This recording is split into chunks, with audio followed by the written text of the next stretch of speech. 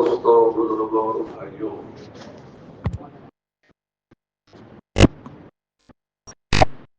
عام طور سے ایک لفظ ہم استعمال کرتے ہیں اور وہ لفظ بار بار قرآن میں بھی آیا ہے، حدیثوں میں آیا ہے اور ہماری زبانوں پر بھی وہ لفظ آتا ہے، وہ لفظ ہدایت ہے۔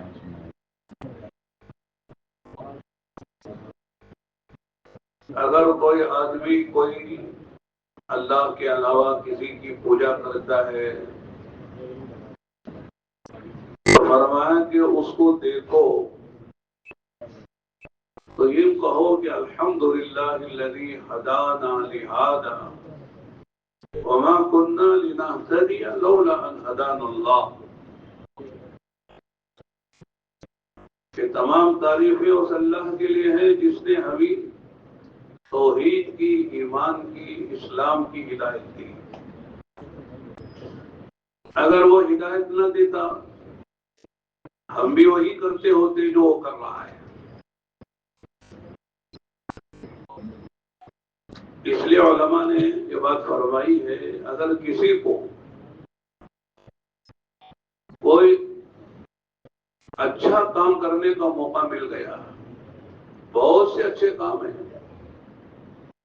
نماز پڑھ رہا ہے، تہجد پڑھ رہا ہے، تلاوت کر رہا ہے، حج میں جا رہا ہے، عمرہ کر رہا ہے، لوگوں پر صدقہ خیرات کر رہا ہے، دین کے کام کے لیے ملکوں میں جا رہا ہے، 4 4 مہینے چلنا لگاتا ہے، مقامی کام کرتا ہے، بیان کرتا ہے، لوگوں کی تشکیلیں کرتا ہے، بہت سے کام ہیں جو ہوتے ہیں انسانوں سے، بندوں سے۔ فرمائیں کہ اس وقت ہمارے اندر یہ بات پیدا ہو کہ یہ میں نہیں کر رہا ہوں، اللہ مجھ سے کروا رہے، یہ اللہ کی توفیق ہے۔ اللہ توفیق دے تو ہر کام آسان ہے، اللہ کی توفیق نہ ہو تو آسان سے آسان کام بھی مشکل ہے، بندہ نہیں کر سکتا ہے۔ جب کام کر کے دل میں یہ بات پیدا ہو کہ میں نے نہیں کیا ہے، اللہ کی توفیق سے ہوا ہے، تو پھر آدمی میں بڑائی نہیں آئے گی، کبر نہیں آئے گا، تکبر نہیں آئے گا، عجب نہیں پیدا ہوگا۔ جیسے بہت لوگ کہتے ہیں ہم نہیں کیا، میں نہیں کیا، یہ میں والی بات ختم ہو جاتی ہے۔ ورنہ آدمی کر کر بھی اگر میں نہیں کیا کہتا ہے تو سب بیکار ہے۔ بھائی ہماری وجہ سے اجتماع ہوتا ہے، ہماری وجہ سے ہمارے علاقے کا کام کھڑا ہو رہا ہے، ہم نے کیا ہے، کچھ نہیں تھا، ہماری وجہ سے یہ سرسبزی ہے، یہ شادابی ہے، یہ رونق آئی ہوئی ہے۔ ہم کیا ہیں؟ ہمارا دل ہمارے ہاتھ میں نہیں ہے، ہماری آنکھوں پر ہمارا قبضہ نہیں ہے، ہماری زبان پر ہمارا کنٹرول نہیں ہے، ہمارے دل پر ہمارا کنٹرول نہیں ہے، تو ہم دوسروں کو کیا نفع پہنچائیں گے؟ تو اللہ کا انعام ہے، اللہ کا احسان ہے۔ اس لیے جو حدیث میں بتایا طوبیٰ لعبد، طوبیٰ، مبارک ہے وہ بندے، مبارک ہے وہ اللہ کے بندے، جعلہ اللہ مفتاحا للخیر، کہ جن کو اللہ تعالیٰ خیر کی چابی بنائے، خیر کی چابی، یہاں نسبت اللہ کی طرف ہے، جعلہ اللہ مفتاحا للخیر، یہ نہیں کہا کہ صاحب من اصبح مفتاحا للخیر، جو خیر کی چابی بن گیا، نہیں، اس کو اللہ نے خیر کی چابی بنا دیا۔ آدمی بنتا نہیں ہے، بنایا جاتا ہے. اور بنانے والے کون ہیں؟ بولو، اللہ ہے. اللہ جس کو بنا دے. جعلہ اللہ مفتاحا للخیر ومغلاقا للشر. اور شر کا تالا بنا دے. شر یعنی شر جہاں سے آ رہا ہے وہ اس کو بند کر دے. بڑی بات ہے. اس لیے فرمائے کہ خوش نصیب انسان وہ ہے جو امت میں مسائل پیدا نہ کرے، خود مسئلہ نہ بنے، اور جو امت میں مسائل چل رہے ہیں ان مسائل کو ہوا نہ دے. آج یہ ہو رہا ہے، خود آدمی مسئلہ بن جاتا ہے. کہتے ہیں نا بھائی یہ آدمی مزیدار جماعت میں مسئلہ بنا ہوا ہے، اس کی وجہ سے ہمیں پریشانی ہے. یہ ہمارے حلقے میں مسئلہ بنا ہوا ہے. ذرا بیان کرنے آ جاتا ہے تو سمجھتا کہ صاحب ہمارے جیسا کوئی نہیں ہے. تھوڑی سی بات کرنے کا سلیقہ مل گیا ہے، بات کرتا ہے تو سارے ساتھیوں پر ایسا حکم چلاتا ہے کہ سارے ساتھی پریشان ہیں. نہ آدمی مسئلہ بنے، نہ مسئلہ پیدا کرے، نہ جو مسائل چل رہے ہیں ان کو ہوا دے. امت میں بہت مسائل ہیں، ہر جگہ مسئلے ہیں، مسجدوں میں، جماعتوں میں، مدرسوں میں، گھروں میں، خاندانوں میں. مسئلوں سے امت گھری ہوئی ہے اور ہمارا کام ان مسئلوں کو حل کرنے کا ہے، مسئلہ بننے کا نہیں ہے. تو میں کر رہا تھا کہ طوبیٰ لعبد طوبیٰ، مبارک ہو، خوشخبری ہو ان بندوں کے لیے جن کو اللہ خیر کی چابی بنائے. جہاں جاتے خیر پھیل جاتا ہے، اور خیر کن سے پھیلتا ہے؟ فرمائے مخلصین سے خیر پھیلتا ہے. المخلصون هم مصابیح الہدی. جو جتنا مخلص ہوتا ہے اتنا وہ ہدایت کا ذریعہ بنتا ہے. ہر کام میں اخلاص شرط ہے. اخلاص کے بغیر کسی عمل کی اللہ کے ہاں کوئی قیمت نہیں ہے. شہادت کی بھی نہیں ہے، سخاوت کی بھی نہیں ہے، شجاعت کی بھی نہیں ہے، علم کی بھی نہیں ہے. علم بہت بڑی دولت ہے، شہادت کتنی بڑی دولت ہے. اللہ کے نبی علیہ السلام نے فرمایا کہ میرا جی چاہتا ہے، آپ نے فرمایا کہ اگر میری امت پر شاق نہ ہوتا تو میں ہر سریے میں جہاد میں جاتا، لیکن جاتا نہیں ہوں ہر سریے میں. وجہ کیا ہے؟ امت کے لیے شاق ہے. یعنی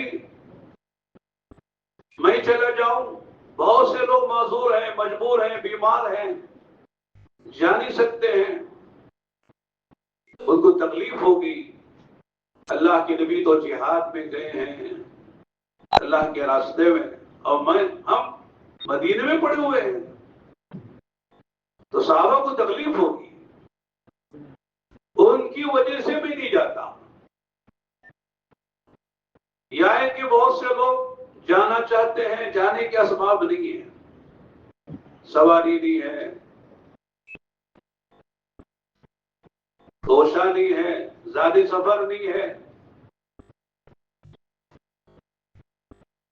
ہتھیار نہیں ہے، اس لیے نہیں جا رہے. اللہ کے نبی چلے جا رہے، ہم مدینے میں پڑے ہوئے ہیں، کیسے بدقسمت لوگ ہیں. اس لیے آقا نے فرمایا میں نہیں جاتا.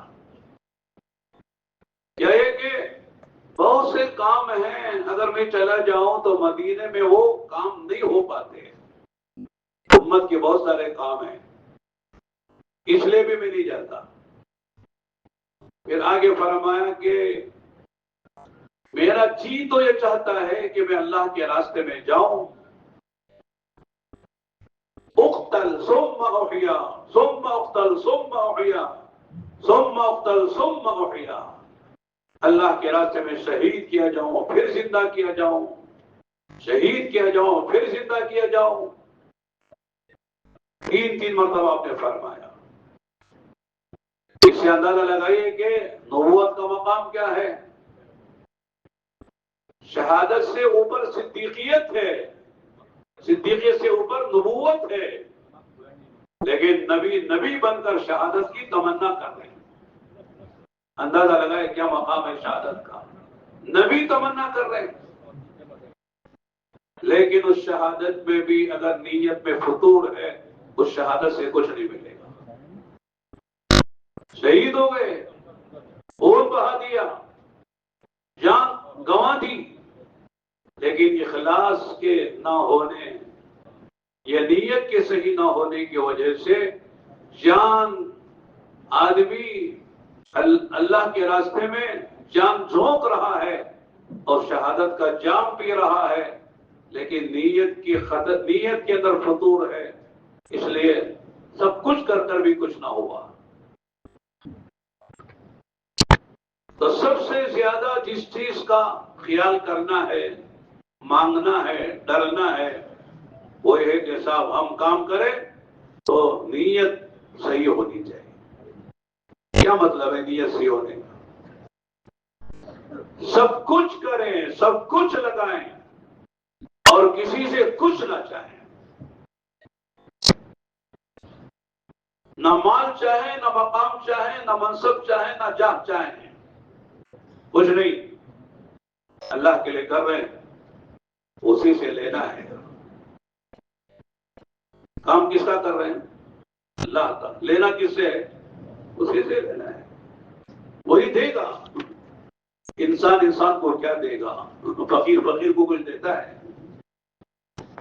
یا ایھا الناس انتم الفقراء، اے لوگوں تم سب فقیر ہو. کون کہہ رہے ہیں؟ کہاں کہہ رہے ہیں؟ قرآن میں کہہ رہے ہیں. تو فقیروں سے کیا لینا ہے؟ کام بڑے کا کر رہے ہیں، بڑا اسی اعتبار سے دے گا. المخلصون هم مصابیح الہدی.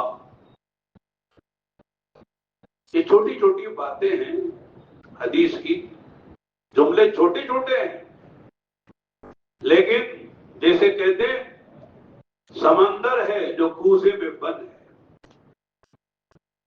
عمل کرنا، زندگی میں لانا، اور وہ اپنی نگرانی خود کرنا. کوئی نگراں ہمارے اوپر نہ، ہماری نگرانی خود کریں. وجہ عمل تلاش کرتے رہیں. میں بات کر رہا ہوں، یہ قبل ہے. اب میں بات کیوں کر رہا ہوں؟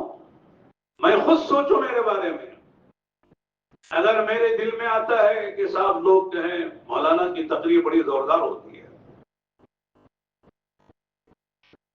بہت اثر انداز ہوتی ہے، تشکیلیں ہو جاتی ہیں، کہ لوگ یہ سوچیں میرے بیان کی تقریر کی تعریف کریں، تو بیکار ہو گیا، کچھ نہیں ہوگا. اگر نیت یہ ہو کہ اللہ جو بات میں کہہ رہا ہوں میری بھی ضرورت ہے، مجمع کی بھی ضرورت ہے، اللہ وہ بات کہلوا جو میرے نزدیک خیر ہے، حق ہے، صحیح ہے، سب کو نفع ہو اور سب تیرے دین کی محنت کے لیے تیار ہو جائیں، جان مال صلاحیتیں سب تیرے دین پر لگے. اے اللہ ایسی بات کہنے اور سننے کی، اس پر عمل کرنے کی ہم کو توفیق دے، یہاں تک کہ تو راضی ہو جائے گا. اللہ کی رضا سب سے بڑی چیز. وَرِضْوَانٌ مِّنَ اللَّهِ اکبر. قرآن کہتا ہے اللہ کی رضا سب سے بڑی چیز ہے. اللہ راضی ہو گیا، سارے مسئلے حل ہیں. اللہ ناراض ہو گیا تو سارے حالات اچھے ہوتے ہوئے بھی آدمی ناکام و نامراد ہو جاتا ہے. تو نیت کا صحیح ہونا بار بار اس کی. تو میں کہہ رہا تھا کہ عمل ہو تو آدمی کے دل میں یہ بات پیدا کرے، بتکلف پیدا کرے. شیطان نہیں چاہتا یہ بات پیدا ہو، لیکن آدمی بتکلف پیدا کرے، میں اپنی نفی کرے، میں نے نہیں کیا ہے، کرایا ہے اللہ نے، اس نے توفیق دی ہے، اس کی توفیق سے ہوا ہے. ورنہ ہماری حیثیت کیا ہے؟ دوسری بات، جیسے ابھی مولانا عارف صاحب کہہ رہے تھے کہ آدمی جب صحیح عمل کرتا ہے تو کرتے کرتے صحیح نیت سے کرتا ہے، صحیح جذبے سے کرتا ہے تو وہ عمل عند اللہ قبول ہوتا ہے. اللہ سے قبولیت کی دعا ہو، عمل چھوٹا ہو لیکن قبول ہو گیا، وہ بڑا عمل ہے. بڑا عمل ہے، قبول نہیں ہوا اس کی کوئی قیمت نہیں ہے. تو عمل کا ہو جانا یہ بھی اللہ کا انعام ہے. اللہ تعالیٰ کی توفیق سے عمل ہو گیا، بڑا انعام ہے. ورنہ لوگ صحت مند ہیں، فرصت میں ہیں، سہولتوں میں ہیں، لیکن نماز کی فرصت نہیں ہے. سب کچھ ہے لیکن توفیق عمل نہیں ہے.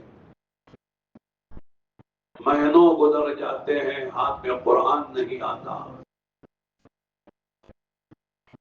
دن پر دن گزر جاتے ہیں، زبان پہ اللہ کا نام نہیں آتا. مال کا ڈھیر رکھا ہوا ہے لیکن صدقہ خیرات انفاق کی توفیق نہیں ہوتی. سب کچھ ہے. تو عمل کا ہو جانا بھی اللہ کی توفیق سے بڑا انعام ہے، بڑی توفیق. لیکن اس کے ساتھ اللہ سے قبولیت کی دعا کرنا، اللہ قبول ہو جائے، قبول ہو جائے. مقبولیت بڑی چیز ہے. اللہ کے بعد بندے ہوتے ہیں جن کو دیکھ کر لگتا ہے ان سے کیا ہوگا. ترى الرجل النحيف فتزدريه وفي أصوابه أسد مزير. دیکھنے میں لگتا ہے کہ صاحب یہ آدمی یہ کیا کرے گا، اسے کیا ہوگا. بڑا گندا بال ہے، کالا کلوٹا ہے، قد کا بونا اور ڈگنا ہے، ظاہر میں کچھ نہیں ہے، لیکن اللہ تعالیٰ اس سے بڑے بڑے کام لیتے ہیں. اور کام بھی ایسے ہیں کہ مقبول ہو جاتے ہیں. قوموں کی ہدایت اللہ تعالیٰ کے ذریعے سے دیتے ہیں.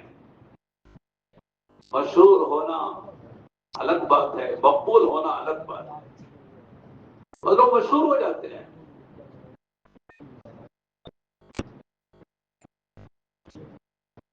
شیطان سے زیادہ کوئی مشہور ہے؟ کون نہیں جانتا شیطان کو؟ مسلمان بھی جانتا، غیر مسلم بھی جانتا، بچہ بھی جانتا ہے، جوان بھی جانتا ہے. ہر فرد شیطان کو جانتا ہے، اتنا مشہور ہے وہ. تو مشہور ہونا الگ ہے. آج دنیا میں بہت سے لوگ مشہور ہیں. فرعون مشہور ہے کہ نہیں ہے؟ ابو جہل، ابو لہب کتنے مشہور ہیں. مشہور ہونا نہیں ہے، مقبول ہونا ہے. اس نے فرمایا کہ اللہ سے دعا کہ ربنا تقبل منا. بارہ ہم سنتے ہیں حضرت ابراہیم و اسماعیل علیہ السلام نے اللہ کے حکم، اللہ کی توفیق سے بیت اللہ کی تعمیر کی، اور تعمیر کر رہے تھے یا کر کے فارغ ہو رہے تھے تو دعا کیا مانگی ہے؟ ربنا تقبل منا انک انت السمیع العلیم. اے اللہ ہماری اس عمل کو قبول فرما. ہم جو کہہ رہے ہیں تو سن رہا ہے، جو ہم کر رہے ہیں تو دیکھ رہا ہے. سمیع بھی ہے، علیم بھی ہے۔ یہ دونوں مبالغے کے صیغے ہیں، سمیع فعیل کے وزن پر، علیم فعیل کے وزن پر، مبالغے کے صیغے ہیں، یعنی تیرے سے کوئی چیز چھپی ہوئی نہیں ہے، ہر بات کو تو سنتا ہے، زور سے کہیں، آہستہ کہیں، مل کر کہیں، تنہائی میں کہیں، اجالے میں کریں، اندھیرے میں کریں، زمینوں کے نیچے کریں، فضاؤں میں کریں، آسمانوں میں کریں، غاروں میں کریں، پہاڑوں میں کریں، سمندروں میں کریں، خلوتوں میں کریں، جلوتوں میں کریں، اللہ تجھ سے کوئی چیز مخفی نہیں ہے، تو سب جانتا ہے۔ انک انت السمیع العلیم۔ تو میرے دوستو، اللہ سے قبولیت کی دعا کرتے بھی رہنا، وہ کہا نا، کرتے رہو، ڈرتے رہو، مانگتے رہو، مانتے رہو، کرنا بھی ہے، ڈرنا بھی ہے، ماننا بھی ہے، مانگنا بھی ہے۔ مانگنا کس سے؟ اللہ سے۔ ماننا کس کی؟ اللہ، اس کے رسول کی، اپنے ذمہ داروں کی بات ماننا ہے۔ کرتے ہوئے ڈرنا ہے کہ پتہ نہیں کر تو رہے تھے، قبول نہ ہو، قبول ہو گیا فبہا ونعمت، قبول نہ ہوا تو مردود ہو جاتا ہے۔ یہ حدیث آتا ہے نا، بعض لوگ نماز پڑھتے ہیں، ان کی نماز ان کے منہ پہ دے کے مار دی جاتی ہے، یہ سمجھ لیں کہ میں نے نماز پڑھ لی، لیکن نماز منہ پہ دے کے مار دی گئی، نماز کی کوئی قیمت نہیں ہے۔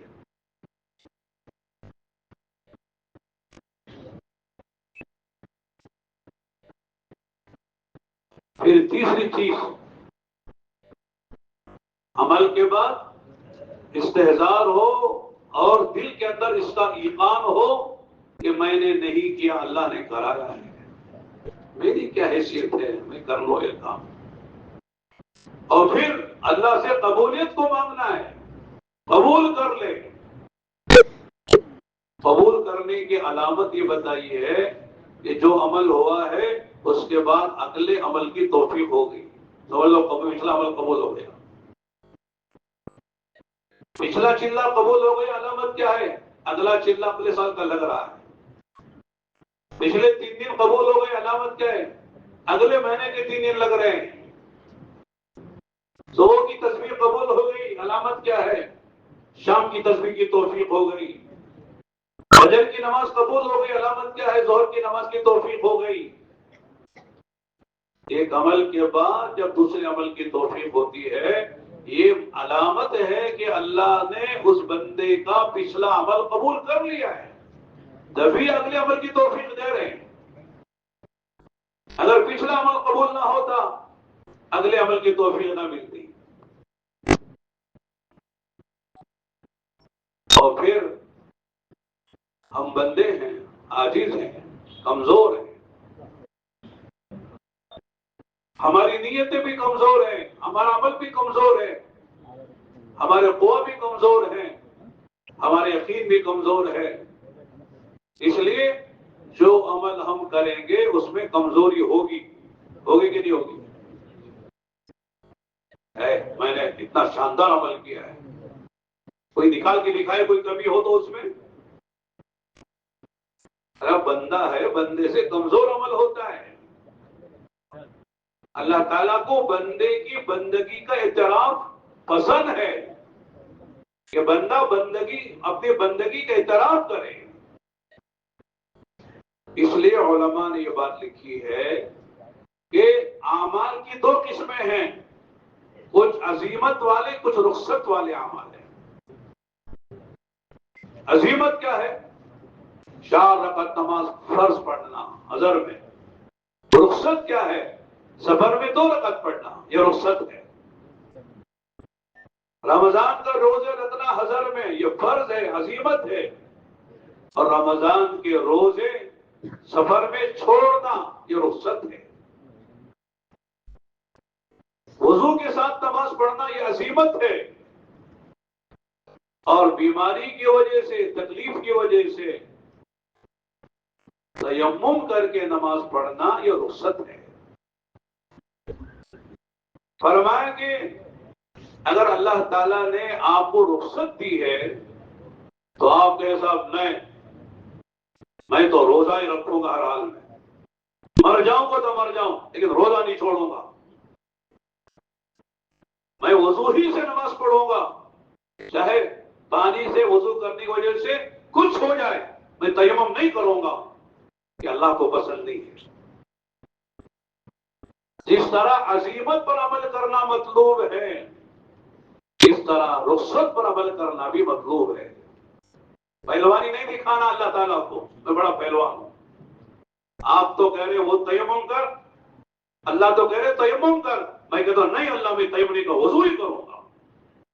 ایسا نہیں ہے، اللہ نے کہا ہے بندے تو بندہ ہے، تیرے لیے میں نے رخصت دی ہے، تو تیمم نہیں، وضو کرے گا تو بیماری بڑھ جائے گی، کوئی اعضاء میں سے کوئی عضو کو نقصان پہنچ جائے گا، اس لیے وضو چھوڑ دے تیمم کر، جیسے وضو سے نماز پڑھتا قبول کرتا ہوں تیمم سے بھی تیری نماز قبول کروں گا۔ سہولتیں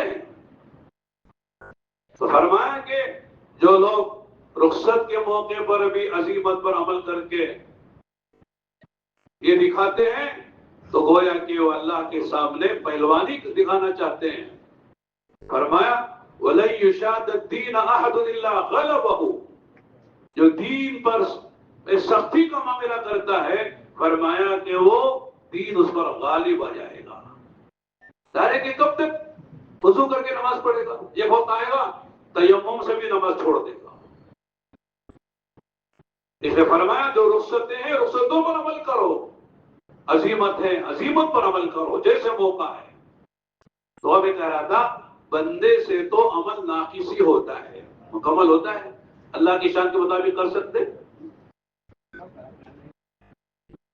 سلام پھیرتے ہی کیا کہتے ہیں آپ؟ سلام پھیرتے ہی کیا پڑھتے ہیں؟ اللہ اکبر، پھر استغفر اللہ، کیا مطلب ہے؟ اللہ اکبر، اے اللہ تیری شان بڑی ہے، تیری شان کے لائق میری نماز نہیں ہے۔ سجدے کیے، رکوع کیے، قوما کیا، قرات کی، قیام کیا اور قاعدہ کیا، تسلیم سلام پھیرا ہے، کہتے اے اللہ میری نماز تیری شان کے مطابق نہیں ہے۔ کیوں ہوگی؟ اللہ اکبر کہتے ہی آدمی کا دماغ کہاں جا رہا ہے؟ ہر آدمی سوچ سکتا ہے، کوئی کسی کو نہ کہے، خود اپنے بارے میں سوچے، اللہ اکبر کہتے ہی میرا دماغ کہاں ہے؟ جسم تو حاضر ہے لیکن دل دماغ غیر حاضر ہے۔ ہماری نمازوں کا یہ حال ہے۔ ایک عالم کہہ رہے تھے کہ سجدہ آدمی کرتا ہے اللہ کو، اور سجدے میں سب یاد آتا ہے سوائے اللہ کے، کوئی اللہ ہی یاد نہیں آتا، بس وہ ایک مشین ہے، سبحان ربی الاعلی سبحان ربی الاعلی سبحان ربی الاعلی، معنی کا بھی پتہ نہیں ہے، ایک روٹین ہے، تسبیح مشین چل رہی ہے، 3 مرتبہ پڑھ لیا، 5 مرتبہ پڑھ لیا، پھر اڑ گیا۔ سجدہ اللہ کا کرتا ہے لیکن سجدے میں اللہ نہیں یاد آتا، سب یاد آتا ہے۔ ایک لطیفہ تو سنا ہے نا آپ حضرات نے، امام صاحب نے عشاء کی نماز پڑھائی تھی، عید پہ سلام پھیر دیا، اب مقتدیوں میں سیمگیاں ہو رہی، 3 ہوگی 4 ہوگی 3 ہوگی، کوئی 4 کہتا ہے کوئی 3 کہتا ہے، تو امام صاحب بھی پریشان ہو گئے، مقتدی بھی پریشان ہو گئے، تو ایک آدمی قسم کھا کے کہا کہ 3 ہی ہوئی ہیں، یاد ہے؟ قسم کھا کے دے رہے یار، 3 ہی ہوئی 4 نہیں ہوئی، کس بنیاد پر کہہ رہا قسم کھا کے؟ ارے سنو، میں روزانہ میری 4 دکانیں ہیں، چاروں دکانوں کا حساب میں عشاء کی نماز کی ہر رکعت میں کرتا ہوں، آج 3 دکانوں کا حساب ہوا ہے، ایک دکان کا حساب نہیں ہوا ہے، دونوں کے حساب 3 ہی ہوئے ہیں، چوتھی رکعت نہیں ہوئی ہے، نماز میں دکان کا حساب چل رہا ہے، نماز کا یہ حال ہے۔ ہمارے بڑے فرماتے ہیں تبلیغ و دعوت کی محنت میں جو مطلوب ہے وہ کیا ہے کہ آدمی کے اندر عبادت کا ذوق بڑھ رہا ہو، عبادت کا ذوق بڑھ رہا ہو، نماز میں جی لگ رہا ہو، مسجد میں پہلے آنا دیر سے جانا ہو رہا ہو، لمبی نماز کی توفیق ہو، لمبی قرت ہو، رات کا قیام نصیب ہو، دعاؤں میں جی لگ رہا ہو، دعاؤں کا اہتمام، دعا ایسی مانگی جا رہی ہو کہ دعا ختم کرنے کو جی نہ چاہ رہا ہو۔ ایک بزرگ نے بہت اچھی بات کہی، دعا کی قبولیت کی علامتوں میں سے ایک علامت یہ ہے جب بندہ ہاتھ دعا کے لیے اٹھائے تو مانگ رہا ہے مانگ رہا ہے مانگ رہا ہے، یہاں تک کہ دعا ختم کرنے کو جی نہیں چاہ رہا ہے، سمجھ لو دعا قبول ہو رہی ہے۔ دعا ختم کرنے کو جی نہیں چاہ رہا، مانگ رہا ہے، یہ علامت ہے کہ اس کی دعا قبول ہو رہی ہے، عبادت کا ذوق بڑھ رہا ہو۔ اس لیے میرے دوستو، دعوت تو عبادت کے لیے ہے نا، نہیں اذان کس کے لیے؟ ہاں وضو کے لیے، نماز، اذان دعوت تامہ ہے نا، اللہم رب هذه الدعوت التامہ، اور دعوت اذان دعوت ہے، اور دعوت کس کے لیے ہے؟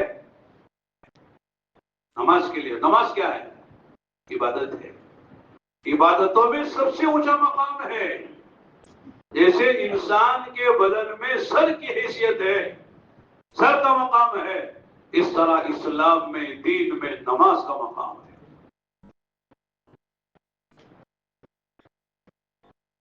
ہاتھ کے بغیر آدمی ہوتا نا، پیر کے بغیر بھی ہوتا ہے، آنکھ کے بغیر بھی ہوتا ہے، سر کے بغیر دیکھا؟ اگر ہے تو دکھا دو۔ صاحب میں جا رہا تھا وہاں مرکز سلطان شاہ کے سامنے، ایک آدمی کا سر ہی نہیں جا رہا ہے، سارے بیان چھوڑ کے بھاگ جائیں گے اسے دیکھنے کے لیے۔ وہ کون آدمی ہے جو سر نہیں ہے وہ جا رہا ہے؟ آدمی پیر کے بغیر، ہاتھ کے بغیر، کان کے بغیر، آنکھ کے بغیر ہو سکتا ہے، لیکن سر کے بغیر آدمی کا تصور نہیں ہو سکتا ہے۔ اور میں بالکل اسی طرح نماز کے بغیر آدمی کا دین کا تصور نہیں ہے، دین کا تصور نماز کے بغیر نہیں ہے۔ اور میں دعوت کے مقاصد میں کیا ہے کہ ایک تو داعی کا اللہ سے تعلق عبادت کے راستے سے بڑھ رہا ہو۔ اللہ اور بندے کا تعلق کون سا ہے؟ بولو، بندگی کا نا، عبادت کا ہے، حسب و نسب کا تو نہیں ہے نا کہ اللہ کو فلاں آدمی اس لیے قریب ہے کہ وہ فلاں خاندان کا ہے، فلاں حسب کا ہے، فلاں نسب کا ہے، فلاں علاقے کا ہے، فلاں ملک کا ہے، فلاں زبان بولتا ہے، کچھ نہیں ہے۔ اللہ سے بندے کا تعلق عبادت کی بنیاد پر ہے، اور اللہ نے بندوں کو پیدا ہی کیا ہے کس کے لیے؟ بولو، عبادت کے لیے پیدا کیا۔ قرآن کی آیت ہم بار بار پڑھتے بھی ہیں، سنتے بھی ہیں، سناتے بھی ہیں، وما خلقت الجن والانس الا بولو لیعبدون۔ عجیب انداز ہے، ہم بارہا کہتے ہیں عربی میں جب نفی کر کے پھر اس بات کیا جاتا ہے، پہلے نفی ہوتی انکار، پھر اس بات ہوتا ہے تو حصر کے معنی پیدا ہوتے ہیں، یہی لا الہ الا اللہ، پہلے نفی کرتے ہیں پھر الا اللہ، نہیں ہے کوئی معبود مگر اللہ، کیا مانے؟ اللہ ہی معبود ہے، اللہ ہی عبادت کے لائق ہے، سب کی نفی کر دی پھر اللہ کا اس بات کیا تو اللہ ہی عبادت کے لائق ہے۔ اسی طرح وما خلقت الجن والانس، میں نے نہیں پیدا کیا انسان اور جنات کو مگر میری عبادت کرے وہ، تاکہ وہ میری عبادت کریں۔ تو انسان و جنات کی تخلیق کا مقصد، واحد مقصد وہ اللہ کی عبادت ہے. جو جتنا اللہ کی عبادت کرے گا اللہ سے قریب ہو جائے گا. اللہ سے قریب ہونے کا راستہ کیا بولو؟ عبادت ہے. نبی کی اطاعت ہے، اللہ کی عبادت ہے. نبی کی اطاعت کرو، اللہ کی عبادت کرو، اللہ سے قریب ہو جاؤ گے. اللہ تم سے قریب، تم اللہ سے قریب ہو جاؤ گے. اس لیے کہ مقصد زندگی پورا ہو رہا ہے. اس لیے فرمایا اللہ تعالیٰ کو اپنے بندوں کی صفات میں سب سے زیادہ جو پسندیدہ صفت ہے وہ کیا ہے بولو؟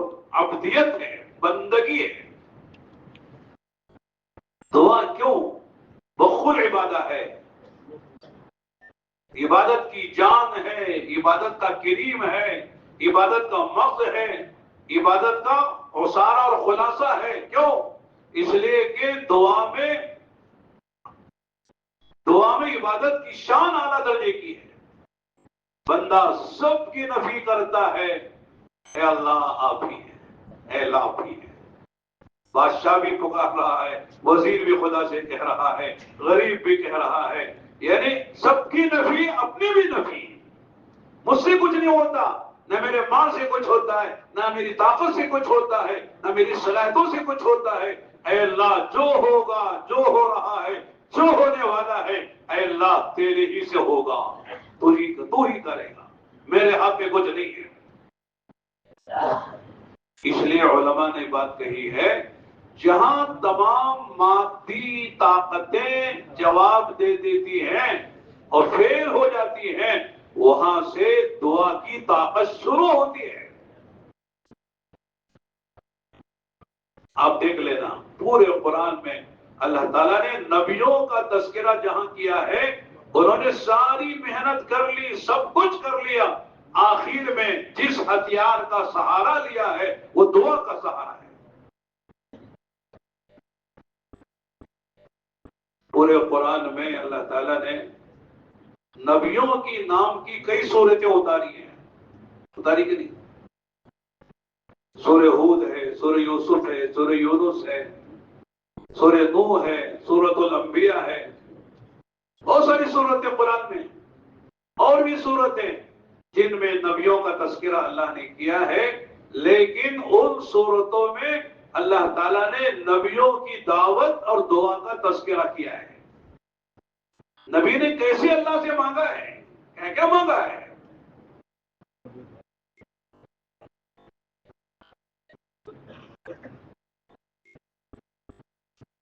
وقال رب انی لما انزلت الی من خیر فقیر. چھوٹی سی دعا ہے. ہمارے مولانا ابراہیم صاحب دامت برکاتہم بہت پیاری بات فرماتے ہیں. ساری باتیں ان کی پیاری ہیں، لیکن جو ہمارے سمجھ میں آ جائے وہ زیادہ پیاری لگتی ہے. کہتے کیا کہتے؟ رب انی لما انزلت الی من خیر فقیر. چھوٹی سی دعا ہے. جب فرعون کے قبطی کو قتل کر کے مارنا نہیں چاہتے تھے، مارے تو مر گیا، جلالی پیغمبر تھے، ایک گوسا مارا تو مر ہی گیا. اور پھر وہاں سے نکل کر مدینہ آئے، اور شعیب سلام کی جو لڑکیاں تھیں ان کی بکریوں کو پانی پلا دیا، اور ایک درخت کے سہارے نیچے جا کر بیٹھ کر یہ چھوٹی سی دعا مانگی، رب انی لما انزلت الی من خیر فقیر. اے اللہ جو بھی خیر تیری طرف سے آ جائے اس کا یہ فقیر محتاج ہے. میں محتاج ہوں. من خیرین. کیا بتاؤں، قرآن سمجھ میں آئے تو مزہ آ جاتا ہے. قرآن سمجھ میں آنا چاہیے. چھوٹا جو بھی خیر تو مجھے دے دے اس کا میں محتاج و فقیر ہوں. لما انزلت الیہ، جو آپ اتار دیں، من خیر فقیر، جو خیر کسی لائن کی، کسی طرح کی، کسی صورت میں، اس کا میں محتاج ہوں. ڈر بھی تھا، خوف بھی تھا، فرعون کے قاریندے تلاش کر رہے تھے، بھوک بھی تھی، پیاس بھی تھی، راستہ بھی معلوم نہیں تھا، کوئی ٹھکانہ نہیں تھا، کوئی جاب نہیں، کوئی آمدنی نہیں، شادی نہیں. چھوٹی سی دعا مانگی ہے، اللہ تعالیٰ نے سارے مسئلے حل کر دیے. وہاں کہتے ہیں اس دعا پر اللہ نے ٹھکانہ بھی دے دیا، جاب بھی دے دیا، اور شادی بھی کر کے بیوی بھی دے دی۔ شعیب علیہ السلام کی بیٹی سے نکاح ہوا کہ نہیں ہوا؟ ٹھکانہ ملا کہ نہیں ملا؟ خوف بھی ختم ہو گیا، اور 10 سال کے لیے اگریمنٹ ہو گیا، اب 10 سال تک بکریاں چرائیں گے، آپ کو نوکری، یہ نوکری ہے آپ کے، آپ کو پیسہ بھی دیں گے، لڑکی سے نکاح بھی کریں گے۔ چھوٹی چھوٹی دعائیں ہیں نبیوں کی۔ رب انی مغلوب فانتصر، اس نے دعا مانگی تھی، کس نے؟ تم نہ معلوم، مولانا ہم نہ کیا معلوم؟ نوح علیہ السلام کی دعا ہے، چھوٹی سی دعا ہے، رب انی مغلوب فانتصر، اے اللہ میں دبا دیا گیا، اے اللہ میں بے بس کر دیا گیا ہوں، میرے ہاتھ میں کچھ نہیں ہے، یہ پوری قوم میرے خلاف ہو گئی ہے، سب میرے مارنے پر آ گئے ہیں، مجھے پاگل کہتے ہیں، پتہ نہیں کیا کیا کہتے ہیں، میرے ماننے والے بس یہ مٹھی انگلیوں پر گنے جانے کے تعداد ہے ان کی۔ فانتصر، تو ہی لے لے انتقام، میرے بس میں نہیں ہے، میں کیا کر سکتا تھا آدمی، یہ 80-82 آدمی کیا کر لیں گے، پوری قوم ایک طرف ہے اکثریت کے ساتھ، تو کیا ہوا؟ تو اس کی مدد آئی، سوچ نہیں سکتے تھے۔ اللہ نے کہا ٹھیک ہے، آپ کی دعا قبول ہے، آپ کشتی بنائیے۔ ہم لوگوں نے مذاق اڑایا، اب تک تو کہہ رہے تھے میں رسول ہو، نبی ہو، داعی ہو، اللہ کا بھیجا ہوا ہو، اب کب سے بڑھئی بن گئے، نجار۔ اور یہ کشتی چلے گی اتنی بڑی، کہاں چلے گی، کہاں ہے پانی؟ لوگ کہتے ہیں نا کیا بھی بیکار کی باتیں کرتے ہو، یہ کیسے ہو جائے گا، وہ کیسے ہو جائے گا، وہ ہوگا، لیکن کریں گے ہم نہیں، کرنے والا کون ہے؟ اللہ کرے گا۔ اس لیے فرمایا دائی مایوس نہیں ہوتا، ہوتا ہے نہیں ہوتا ہے۔ دائی کسی میں کیا بولو، محنت ہے، صحیح محنت ہے، صحیح ترتیب سے محنت ہے، صحیح نیت سے محنت ہے، اپنا کام کر لو، باقی کام کون کرے گا؟ اللہ کرے گا۔ کس کی ہدایت کب ہونے والی ہے، کسی کو اللہ تعالیٰ توفیق دینے والے ہیں، وہ ہم نہیں جانتے، اللہ جانتے ہیں۔ بیچ میں ایک بات یاد ہے، سنو، سو تو نہیں رہے نا؟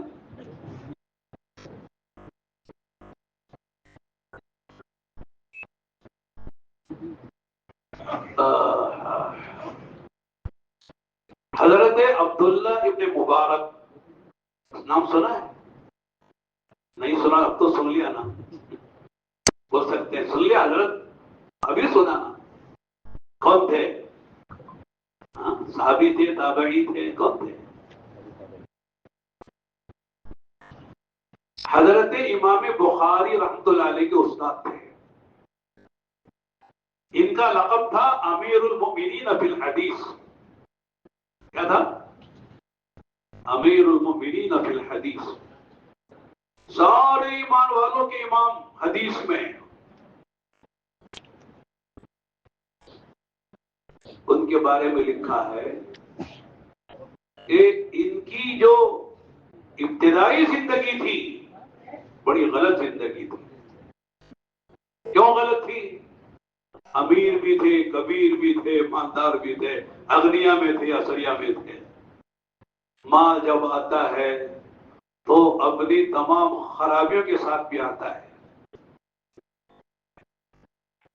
دو صحابہ ایسے مل گئے،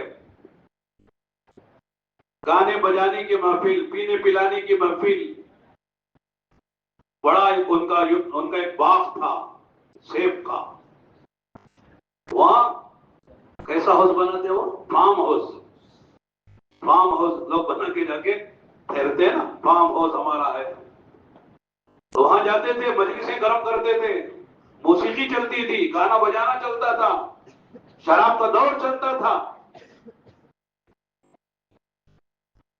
کہتے ہیں شراب کا دور چل رہا تھا، موسیقی بجا رہے تھے، اتنے میں جس درخت کے نیچے بیٹھ کر یہ سارے کام ہو رہے تھے وہاں ایک پرندہ تھا اوپر، وہ پرندے نے ایک آیت پڑھی، کس نے؟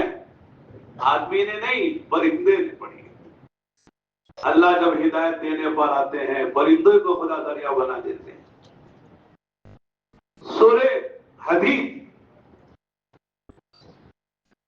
27ویں پارے کی سورت ہے سورہ واقعہ کے بعد. اس میں ایک آیت ہے أَلَمْ يَأْنِ لِلَّذِينَ آمَنُوا أَن تَخْشَعَ قُلُوبُهُمْ لِذِكْرِ اللَّهِ وَمَا نَزَلَ مِنَ الْحَقِّ. چھوٹی سی آیت. کیا مطلب ہے؟ کیا ابھی تک ایمان والوں کے لیے وہ وقت نہیں آیا؟ أَلَمْ يَأْنِ لِلَّذِينَ آمَنُوا أَن تَخْشَعَ قُلُوبُهُمْ لِذِكْرِ اللَّهِ. اللہ کے ذکر سے ان کے دل دہل جائیں، ان کے دل میں خوف پیدا ہو جائے. اور اللہ نے جو قرآن میں حق نازل کیا ہے اس کو سن کر ان کے دل میں خوف پیدا ہو جائے. بس یہ مطلب ہے اس آیت کا مختصر سا. یہ آیت پڑھی کس نے بولو؟ عبداللہ عبد الرحمن نے نہیں، ایک پرندے کے زبان سے اللہ نے آیت نکلوائی. بس یہ سننا تھا، دل پر اثر پڑا. قد آن یا ربی قد آن، اے اللہ وقت آ گیا، وقت آ گیا. سارے آلات توڑے، ساری مجلس والوں سے چلو یہاں سے، سب کو بھگا دیا. گانے بجانے کے سارے آلات جو موسیقی کے تھے سب توڑ دیے. اس زمانے کے بڑے محدثین کی مجلس میں گئے، کہا مجھے دین سیکھنا، علم سیکھنا ہے. دین سیکھا، علم سیکھا. اتنے بڑے پائے کے محدث ہوئے. علماء لکھتے ہیں کہ ہمارے ہاں حدیث جب پڑھتے پڑھاتے ہیں تو حدیث کے جو راوی ہوتے ہیں اللہ کے نبی سے لے کر امام بخاری تک، اللہ کے نبی سے لے کر امام مسلم تک، جو راوی بیچ میں حدیثوں کے آتے ہیں جن کو سند کہتے ہیں، ان راویوں پر کلام ہوتا ہے. کون راوی عادل ہے، کون ثقہ ہے، کون تام الضبط ہے، کون کمزور ہے، کون جھوٹا ہے، کون، یہ ساری بات ہوتی ہے. فرمایا کہ تمام راویوں پر ائمہ جرح و تعدیل نے کلام کیا ہے. یہاں تک کہ امام بخاری کو لوگوں نے نہیں چھوڑا ہے، سب پہ کلام کیا ہے. ان کے طرف فلاں تھوڑی سی کمزوری ہے، ان پر فلاں تھوڑی سی کمزوری ہے. لیکن عبداللہ ابن مبارک رحمت اللہ علیہ کے بارے میں کسی امام نے، کسی ائمہ جرح و تعدیل کا امام میں سے کسی نے کوئی جرح نہیں کی ہے. سب نے کہا یہ عادل ہیں، یہ ثقہ ہیں، یہ تام الضبط ہیں، یہ اعلیٰ درجے کے راوی ہیں. کسی نے کلام نہیں کیا ہے. اللہ نے اتنا بڑا اچھا مقام دیا. اور اس کے بعد ان کی زندگی کا عجیب غریب واقعات ہیں. تو ایک واقعہ میں ذکر، یہ بتانا اس لیے چاہ رہا تھا میں کہ کب اللہ تعالیٰ کس کو ہدایت دیتے ہیں معلوم نہیں ہے. اس لیے کسی کے بارے میں آدمی نا امید نہ ہو اور خدا نخواستہ یہ نہ کہہ دے صاحب یہ تو مانے یہ تو جہنم میں جائے گا. خدا نخواستہ یہ زبان سے کسی کے نکلا، ہو سکتا وہ جنت میں چلا جائے، یہ کہنے والا جہنم میں چلا جائے. کسی کے بارے میں ہم کو اختیار نہیں ہے، اس لیے کہ اعتبار خاتمے کا ہے. کس کا خاتمہ کس پر ہوتا ہے، ڈرتے رہنے کی بات ہے. حضرت ہندا کو جانتے ہیں؟ ہوتی کیا کارنامہ انجام دیا تھا؟ حضرت حمزہ کا کلیجہ چبا کے نگلنا چاہا، نگل نہ سکی تھی. کوئی جانتا تھا کہ ہندا کو ایمان ملے گا اور صحابیہ بنے گی؟ وہ وحشی کون تھے؟ وحشی بن حرب، حضرت حمزہ کو شہید کرنے والے. صحابی بنے کہ نہیں بنے؟ کوئی ان کو برا بولے گا؟ برا بول سکتا ہے؟ اور ان کے صحابی بننے سے پہلے کوئی کہہ سکتا تھا کہ صاحب یہ صحابی بنیں گے؟ لیکن اللہ نے کیا مقام دیا. حضرت اکرمہ ابو جہل کے بیٹے، ابو جہل اپنے باپ کے ساتھ ہمیشہ اسلام کے خلاف رہے، لیکن اللہ نے کیا مقام دیا. اللہ کے نبی نے کیا فرمایا؟ اکرمہ آ رہے ہیں مومن و مہاجر بن کر، ان کے ابا کو بھی برا نہ کہنا. کسے؟ اکرمہ کے باپ کون ہیں؟ ابو جہل کو برا نہ کہنا، لا تسبوا اباہ فإن سب المیت یؤذی الحی ولا یبلغ المیت، مردے کو برا کہنے سے برائی گالی مردے تک نہیں پہنچتی، زندے کو تکلیف ہوگی۔ یہ کرم آ رہے ہیں، اگرچہ کہ ابو جہل کے بیٹے ہیں لیکن آ رہے ہیں، آقا نے ان کا کھڑے ہو کر استقبال کیا، چادر نیچے گر گئی اور معزز جگہ پہ بٹھایا، اچھی جگہ پہ بٹھایا۔ لمبا قصہ ہے، پھر شہادت کا جام پیا انہوں نے، یرموک کی لڑائی میں صحابی بنے۔ اس لیے میرے دوستو، ہمارے یہاں کسی کے بارے میں یہ سوچ لینا، یہ نہیں مانتا بھائی، یہ فلاں ہے، یہ فلاں ہے، یہ فلاں ہے، کیا پتا ہے اللہ تعالیٰ اسے ہم سے آگے کر دے، ہم سے آگے چلا دے اسے۔ تو میں کہہ رہا تھا کہ حضرت عبداللہ ابن مبارک کہاں تھے، کہاں سے کہاں پہنچے ہیں۔ کہتے ہیں ایک علاقے میں حضرت جایا کرتے تھے، وہاں ایک نوجوان حضرت کی خدمت میں آ کر حدیثیں پوچھتا تھا، علم سیکھتا تھا۔ ایک مرتبہ گئے تو وہ ملا نہیں، پوچھا وہ کہاں ہے؟ وہ نوجوان جب بھی میں آتا تھا اس جگہ کا نام ہے ذہن میں نہیں ہے، تو کہاں گئے؟ تو بتایا کہ وہ نوجوان جیل میں ہے۔ ارے جیل میں نہیں، کیا قصہ؟ ایک آدمی کو اس کو قرض دینا تھا، وہ قرض ادا نہیں کر سکا، اس لیے اس نے اس کو جیل میں بند کروا دیا ہے۔ پوچھا کون آدمی ہے جس نے جیل میں بند کرایا ہے؟ بتایا گیا فلاں آدمی ہے۔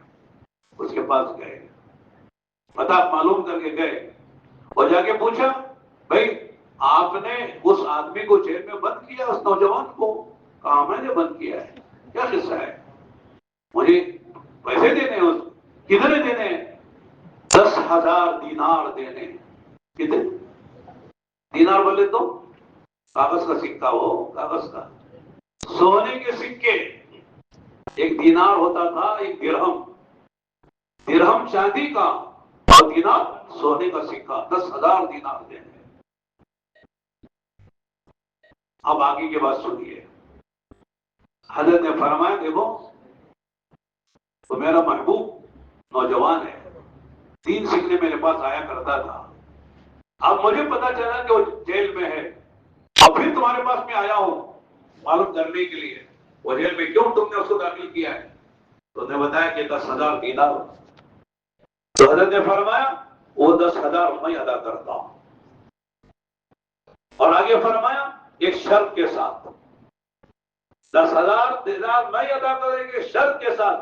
آپ کے ذہن میں آتا ہوگا کہ صاحب اتنے مہینے میں تم مجھے دے دو گے یا اسے دلا دو گے، یہ آتا نہیں۔ کیا شرط تھی، کیا اللہ والے تھے؟ فرمایا شرط یہ ہے کہ جب تک میں زندہ ہوں کسی کو نہیں بتانا یہ 10,000 دینار کس نے دیے ہیں، اس نوجوان کو بھی نہیں بتانا۔ اس نوجوان کو تم پیسے لے کر آزاد کراؤ گے، اس کو بھی نہیں بتانا، کسی کو نہیں بتانا، یہ راز تمہارے میرے درمیان میں رہے گا۔ ایسے لوگ ہیں نیکی چھپا چھپا کے کرتے ہیں۔ اس لیے حدیث میں آتا ہے کل قیامت کے میدان میں 7 قسم کے انسان جنت عرش کے سائے میں ہوں گے، عرش کے سائے میں، جبکہ کوئی سایہ نہیں ہوگا۔ رجل تصدق بصدقۃ فاخفاها حتى لا تعلم شماله ما تنفق يمينه۔ آدمی صدقہ کرے، خیرات کرے، کسی کو دے، اس طرح چھپا کر دے کہ داہنے ہاتھ نے کیا دیا بائیں ہاتھ کو پتہ نہ چلے۔ یہ اسلوب ہے سمجھانے کا، اتنا اخفا کر کے چھپا کر دو کہ کسی کو پتہ نہ چلے کہ تم نے کیا نیکی کی ہے، چھپ چھپ کر نے کیا کرنا۔ ایسے لوگ جو ہے گناہ چھپ چھپ کر کرتے ہیں، نیکی چھپ چھپ کے کرو، یہ علامت ہے اللہ کے ہاں قبول ہونے کی۔ چنانچہ اس نے وہ رقم لی اور جا کے اسے جیل خانے سے رہا گیا۔ لوگوں نے بتایا کہ صاحب عبداللہ بن مبارک آئے ہوئے تھے، واپس گئے، تو دوڑا دوڑا ہوا آیا حضرت کے پاس، آگے کہا، حضرت نے کہا تم تو سنا جیل خانے میں تھے، کہا کس نے آزاد کروایا؟ کہ اللہ حضرت پتہ نہیں کوئی غیب سے فرشتہ آیا ہوگا کوئی، اس کے ذریعے سے اللہ نے مجھے رہائی نصیب فرما دی۔ حضرت نے یہ بھی نہیں کہا میں نے کیا ہے میں نے دیا ہے، بلکہ کہا میں بھی تمہارے حق میں دعا کر رہا تھا کس طرح اللہ تعالیٰ تم کو اس مصیبت سے نجات نصیب فرمائے اور جیل خانے سے تم کو رہائی نصیب ہو جائے، میں بھی یہی دعا کر رہا تھا۔ چلو اللہ تعالیٰ نے تم کو جو ہے جیل خانے سے رہائی نصیب فرما دی۔ کہتے ہیں جب تک حضرت زندہ رہے نہ اس نوجوان کو پتا چلا کس نے مجھے رہائی دلائی ہے، اور نہ کسی اور کو پتا چلا کہ صاحب مرنے کے بعد اس آدمی نے بتایا اس نوجوان کو کہ تم کو آزادی دلانے والے عبداللہ ابن مبارک ہے، انہوں نے 10,000 دینار مجھے دیے اور میں نے اس کو لے کر تم کو رہائی دلائی۔ یہ خرچ کا مزاج تھا، اللہ کے دین کے لیے خرچ کرنا۔ حج میں جا رہے تھے، کہتے سامنے قافلہ نکل گیا، حضرت پیچھے تھے، کتابوں میں اپنے پڑھا ہے کہ وہ قافلے والوں کی مرغی مر گئی، مردہ ہو گئی، انہوں نے ایک گھوڑے میں اس کو پھینک کر آگے نکل گئے۔ اتنے میں دیکھا ایک لڑکی آتی ہے اور جلدی سے اسے جھپٹ کر لے کر گھر چلی جاتی ہے۔ حضرت سے دیکھتے ہیں، خادم سے کہتے ہیں بھائی یہ مردہ مرغی کو لے کر جا رہی مسلمان لڑکی ہے اور مردہ یہ مرغی لے کر گھر جا رہی، ذرا طرف دیکھتے دیکھتے کیا حال ہے۔ پیچھے پہنچے ہیں، پہنچتے ہی کیا دیکھتے ہیں، لڑکی سے پوچھتے بھائی کیا قصہ ہے، مری ہوئی مرغی تم لے جا کے کھانا چاہتی ہو؟ اس نے کہا حضرت پہلے ہماری داستان تو سنو۔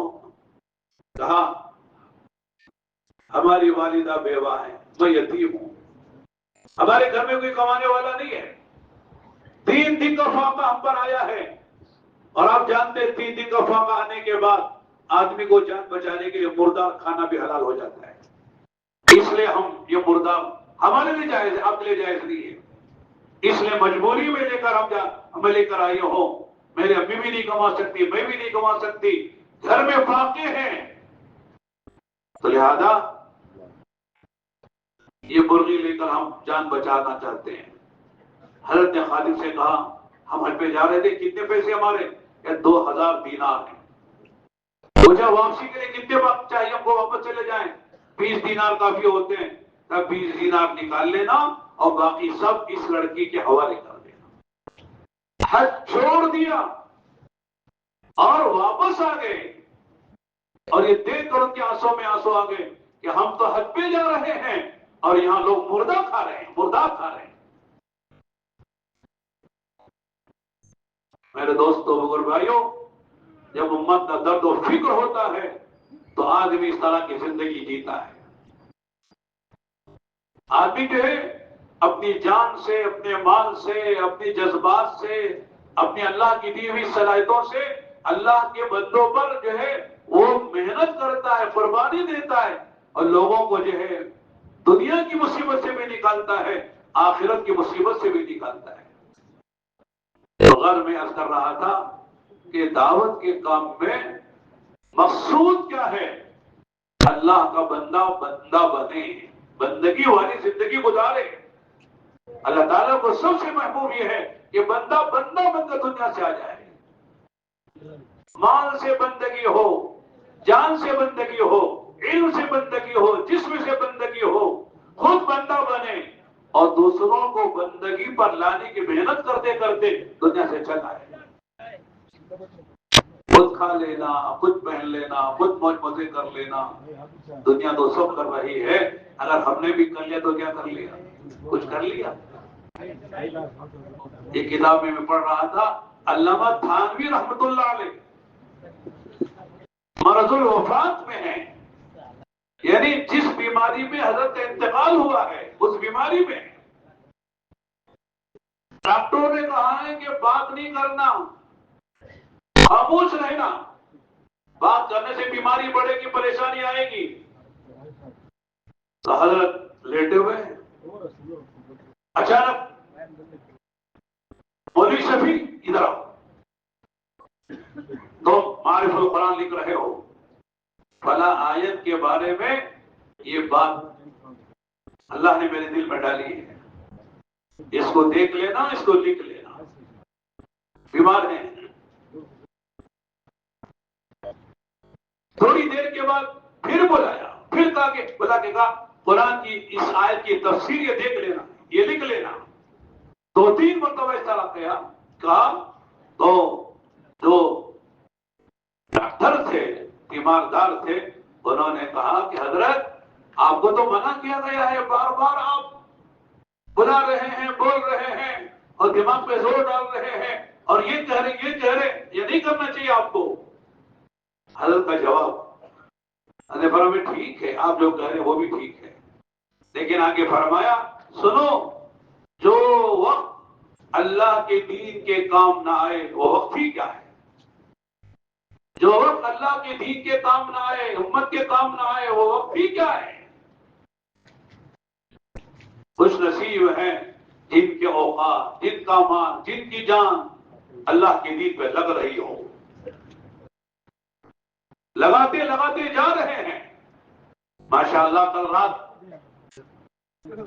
رات نہیں، ظہر سے پہلے ظہر کے بعد جب پوچھا گیا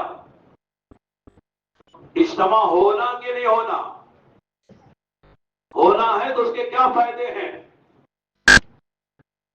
نہیں ہونا ہے تو اس کا کیا بدل ہے، اگر ہونا ہے تو اس میں جان مال وقت لگانا کیا نظام بنے گا.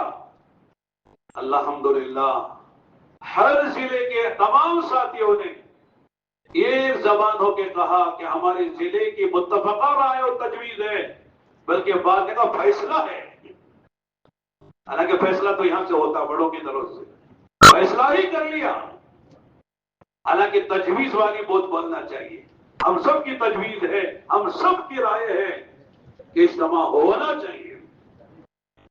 اتنے فوائد سنائے کہ ماشاءاللہ. تو ایک ساتھیوں نے عجیب بات کہی اور وہ بھی مزے لے کے سن رہے تھے. ایک صاحب نے کہا کہ صاحب اجتماع جو ہے کہ فائدے، اجتماع جو ہے فائدوں کا خزانہ ہے. خزانہ جانتے نا، یہ خزانہ مل گیا پوری زندگی، ماشاءاللہ مزے ہی مزے ہیں. 1-2 فائدے نہیں ہیں، اجتماع جو ہے فائدوں کا خزانہ ہے. کتنے کیا بیان کریں. ایک صاحب نے کہا اجتماع جو ہے موسلادھار بارش کی طرح ہے. جب بارش ہو جاتی ہے تو زمین کے اندر کی ساری خیرات سامنے آ جاتی ہے، مردہ زمین زندہ ہو جاتی ہے. گیہوں والی زمین گیہوں اگاتی ہے اور زعفران والی زمین زعفران اگاتی ہے. یعنی چھوٹے چھوٹے جملوں میں ہمارے ساتھیوں نے ماشاءاللہ بہت شاندار اجتماع کے فوائد کو بیان کیا. واقعی ہے بھی اللہ کا ایک عجیب نظام ہے. جب اجتماع کی تاریخیں طے ہوتی ہیں تو اللہ کی طرف سے اللہ کے بندوں کی دل کی زمین نرم ہو جاتی ہے. اچھے متوجہ ہوتے ہیں، جنہوں نے کبھی سوچا بھی نہیں تھا وہ بھی متوجہ ہوتے ہیں. ایک بات یاد آئی، میں سال لگا رہا تھا 1985-86 کی بات ہے. کتنے سال ہو گئے؟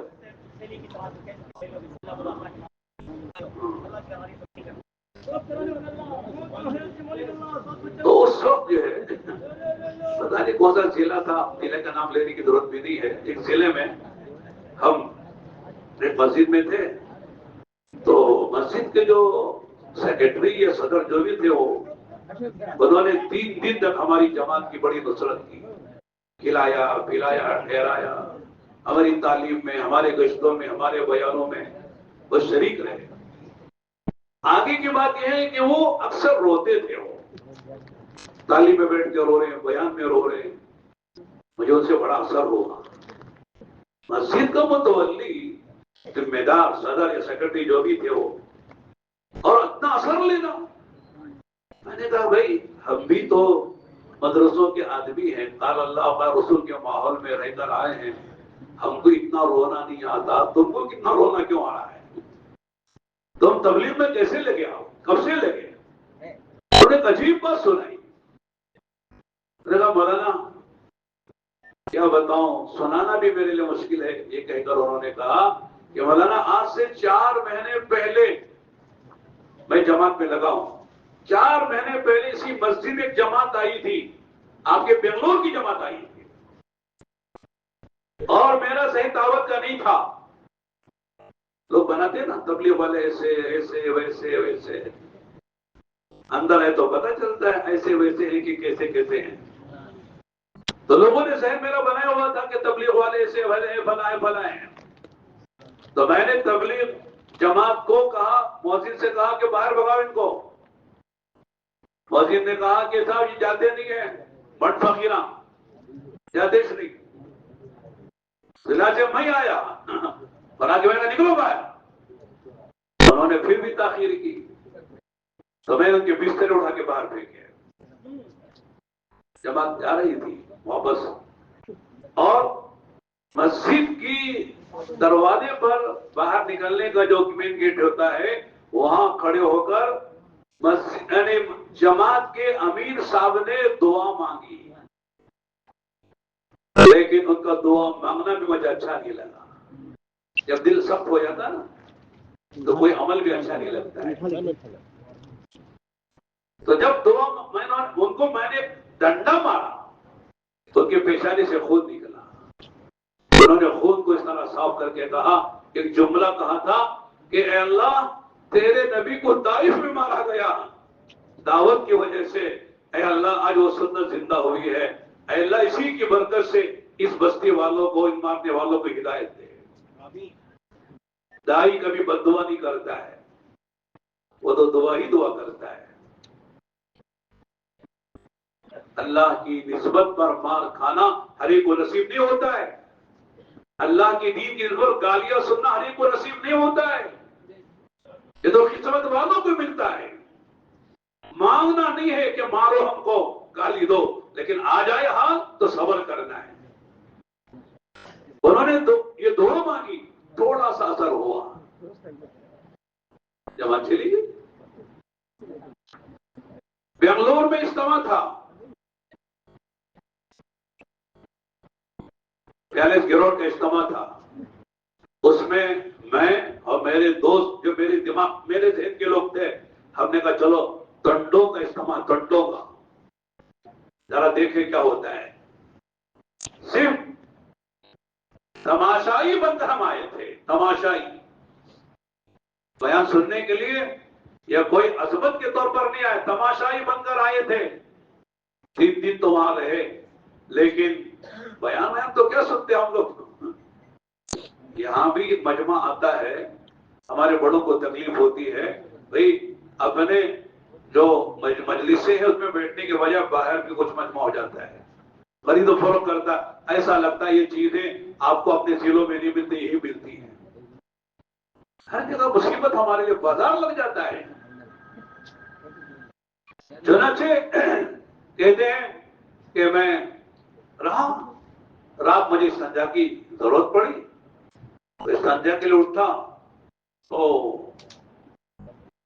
ایک بڑے میاں ہمارے ہوتا نا، بھائی یہ نگرانی کی جماعت ہے، یہ مجمع جوڑنے والی جماعت ہے، یہ فکر و دعا کی جماعت ہے، یہ تشکیلی جماعت ہے، تو رات کی نگرانی کی جماعت تھی، اس میں بڑے میاں تھے، 75-80 سال کی عمر ہوگی، وہاں ایک جگہ ڈنڈا لے کے کھڑے ہوئے ہیں، لوگوں کی آمد و رفت ہے، رات میں تہجد پڑھنے کے لیے لوگ جا رہے ہیں، آ رہے ہیں، وضو کر رہے ہیں، تو وہ آدمی وہاں کھڑے ہو کر بڑے میاں یہ کہہ رہے ہیں آنے جانے والوں کو، بھائی دیکھو یہ کیچڑ ہے، ذرا سنبھل کے جانا، ذرا کنارے سے جانا، کوئی گر نہ جائے۔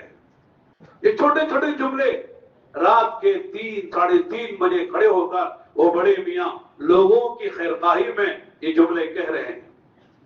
کہتے ہیں کہ ان کے یہ جملے میری ہدایت کا ذریعہ بن گئے۔ یہ 2-3 جملے میرے کانوں میں پڑے، ان کے 2-3 جملے میری ہدایت کا ذریعہ بن گئے۔ میں نے کہا میں کیا سوچ رہا ہوں، یہ اللہ کا بندہ خود نیند کا محتاج ہے، آرام کا محتاج ہے، رات کا وقت ہے، اسے سونے کی ضرورت ہے، لیکن کھڑے ہو کر اللہ کے بندوں کی جو ہے اس طرح نگرانی کر رہا ہے، لوگوں کو بچا رہا ہے، کام کتنا پیارا ہے۔ چنانچہ 3 دن لگے، اس کے بعد چلا لگایا، اس کے بعد سے میں برابر رو رہا ہوں، اے اللہ میں نے تیرے آنے والے مہمانوں کو مسجد سے نکال کے مارا تھا، کل قیامت میں تم پوچھے گا تو کیا جواب دوں گا؟ اس بڑے میاں کو پتا بھی نہیں ہے اس کی ہدایت کا ذریعہ ان کا یہ عمل بنا ہے، ان کو پتا بھی نہیں ہے۔ قیامت میں راز کھلے گا، کس کے ذریعے سے کس کو ہدایت ملی ہے، کون راستے پہ آیا ہے، کل قیامت میں پتا چلے گا۔ ایسا کام اللہ تعالیٰ نے ہم کو دیا ہے۔ اجتماع جب ہوتا ہے میرے دوستو، اچھے خاصے لوگوں کے دل نرم ہو جاتے ہیں۔ جب صحابہ مکہ مکرمہ میں آئے ہیں عمرۃ القضاء کے لیے، فتح مکہ کے موقع پر، کہتے ہیں اچھے خاصے جو دین کے دشمن تھے اور جنہوں نے قسمیں کھائی تھی کہ جو ہے ہم ایمان نہیں لائیں گے، ان سب کے دل پگھل گئے صحابہ کی عبادت کو دیکھ کر، ان کے رونے دھونے کو دیکھ کر، ان کے اللہ کے گھر کے طواف اور بیت اللہ کو چمٹ کر اور حجر اسود سے لپٹ کر جو دعائیں مانگ رہے تھے، رو رہے تھے، اسے دیکھ کر اچھے خاصے کٹر قسم کے جو کافر بے ایمان تھے ان کے دل نرم ہو گئے۔ اجتماع آتا ہے، اجتماع کی تاریخ طے ہوتی ہے، اور جب محنت ہوتی ہے میرے دوستو اللہ دلوں کو نرم کر دیتے ہیں۔ کیسے کیسے لوگ ہیں، ایک اجتماع ہوا تو کیسے کیسے لوگ مخالف تھے، اور ماشاءاللہ آج وہ اپنے علاقوں کے ذمہ دار بنے ہوئے ہیں، اللہ ان سے کام لے رہے ہیں۔ تو میں خیر عرض کرنا چاہ رہا تھا کہ الحمدللہ بڑی خوشی ہے ہمارے بڑوں کو کہ ماشاءاللہ ہر ساتھی نے، ہر ضلع کے ساتھیوں نے یہ کہا ہے اجتماع ہونا ہے۔ اجتماع کے یہ فائدے ہیں، پرانے ساتھی حرکت میں آ جاتے ہیں، قربانی پر اتر آتے ہیں، اور نئے نئے ساتھی کام میں لگتے ہیں، نیا خود سے ملتا ہے، گھر گھر فرفت کی محنت ہو جاتی ہے، مردوں میں، مستورات میں، طبقات میں کام ہو جاتا ہے۔ دیہاتوں میں جہاں نہیں گئے تھے، وہاں جو دیہات اب تک نہیں معلوم تھے وہ دیہات مل جاتے ہیں، نئی نئی جگہ اذان نماز شروع ہو جاتی ہے۔ کیا کتنے فوائد ہم سب نے بیان کیے ہیں، لیکن میرے دوستوں یہ سب اجتماع کی تاریخ طے ہونے سے ہوتا ہے، لیکن اس کا سبب ہم بنتے ہیں۔ اللہ ہم کو بناتا ہے مفتاح للخیر مغلاق للشر، خیر کی چابی ہم بنتے ہیں۔ یہ جو مجمع ہے الحمدللہ یہ اپنے اپنے اضلاع کا صف اول کا مجمع ہے، اس کی قربانی پر پیچھے آنے والا مجمع قربانی دیتا ہے۔ یہ جس طرح آگے بڑھیں گے ان کے پیچھے آنے والے بھی آگے بڑھیں گے۔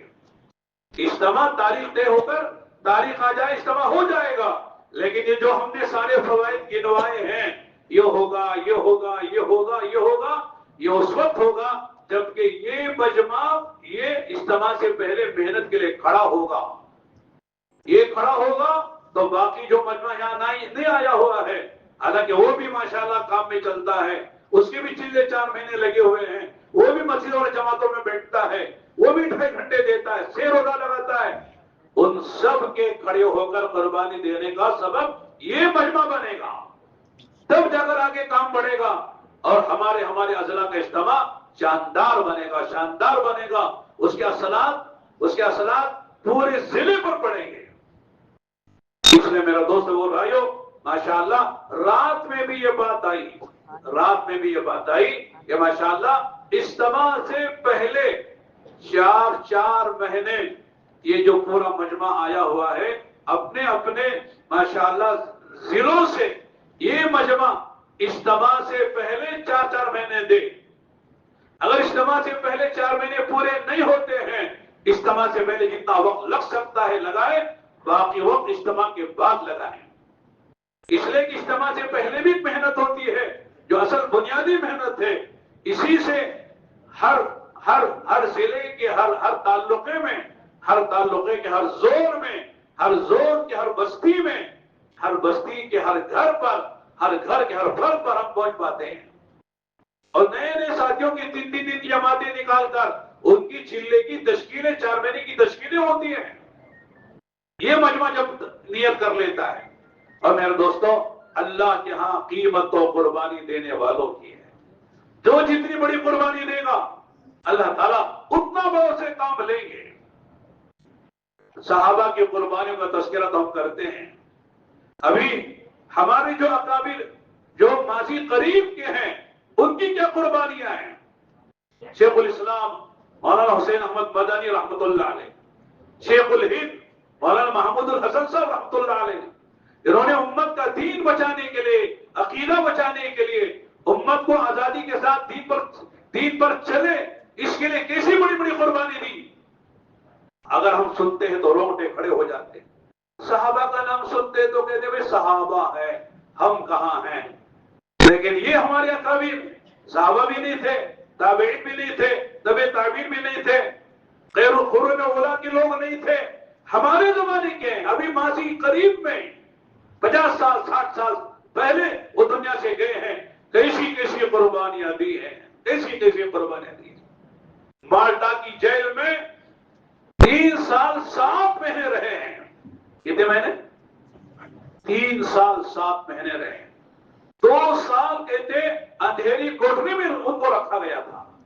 پھر 1 سال 7 مہینے ذرا اجالے کی کوٹری میں لے کر گئے, اور پھر وہاں اہل باطل نے ان کے کمرے میں ناگ سانپ کو چھوڑ دیا. ناگ سانپ بولے تو ڈر لگتا ہے نہیں؟ اگر یہاں ایک سانپ آ جائے بیٹھیں گے ہم لوگ, سب کھڑے ہو جائیں گے. ایک سانپ برداشت نہیں, ناگ سانپ موٹا سا چھوڑ دیا. مولانا شیخ الاسلام حسین احمد مدنی رحمۃ اللہ علیہ نے رات میں دیکھا تہجد کے وقت میں کہ سانپ آ گیا ہے. ڈر تو لگتا ہے.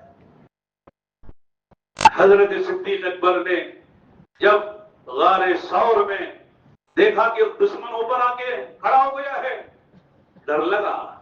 اللہ کے نبی سے کیا کہا تھا؟ اللہ کے نبی دشمن سر پہ آ گیا ہے, خدا نہ خواستہ پیروں پر نگاہ ڈالے گا تو نظر آ جائیں گے. کیا ہوگا؟ اپنے بارے میں خوف نہیں ہے, نبی کے بارے میں. نبی نہیں ہوں گے تو کیا ہوگا؟ دعوت کا کیا ہوگا؟ دین کا کیا ہوگا؟ اسلام و ایمان کا کیا ہوگا؟ انسانیت کا کیا ہوگا؟ آقا نے سو فرمایا تھا.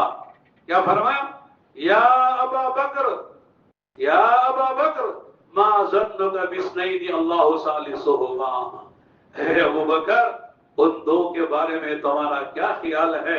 ان کا تیسرا اللہ ہے. کیا کریں گے؟ یہ اللہ کے حکم, اللہ کی مشیت, ارادے کے بغیر کوئی کچھ کر نہیں سکتا ہے. ڈرنے کی کیا بات ہے؟ تو حضرت مولانا شیخ الہند رحمۃ اللہ علیہ نے کیا جواب دیا ہے؟ کیا ایمان تھا ان لوگوں کا. چلے گئے حسین احمد, سام بھی مخلوق ہے, ہم بھی مخلوق ہیں,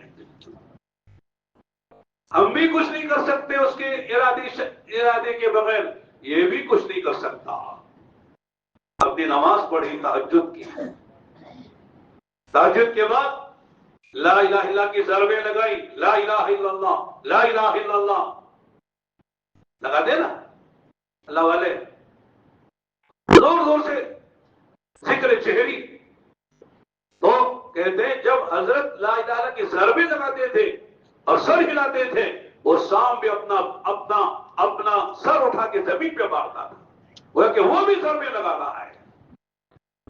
کیا اللہ کا نظام ہے.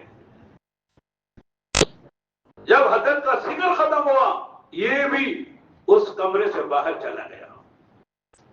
سوچ رہے تھے انگریز کہ صاحب حضرت کو سامنے ڈس لیا ہوگا اور حضرت کا جنازہ ہی ملے گا. دیکھو حضرت آرام سے مصلی پہ بیٹھے ہوئے ہیں. یہ ہمارے اکابر ہیں, جنہوں نے اللہ کے دین کے لیے, امت کی دین کی حفاظت کے لیے, امت غلامی سے نکلے, کیسی بڑی بڑی قربانیاں دی ہیں. میں اس لیے عرض کر رہا ہوں کہ جب صحابہ کے واقعات آتے ہیں تو ہمارا ذہن یوں کھیلا جاتا ہے, وہ تو صحابہ تھے بھی, ہم کہاں صحابہ ہیں, ہمارے پاس وہ طاقت قوت کہاں ہے. ہمارے زمانے کے اکابر, ہمارے جو ہمارے ان کو دیکھنے والے آج موجود ہیں.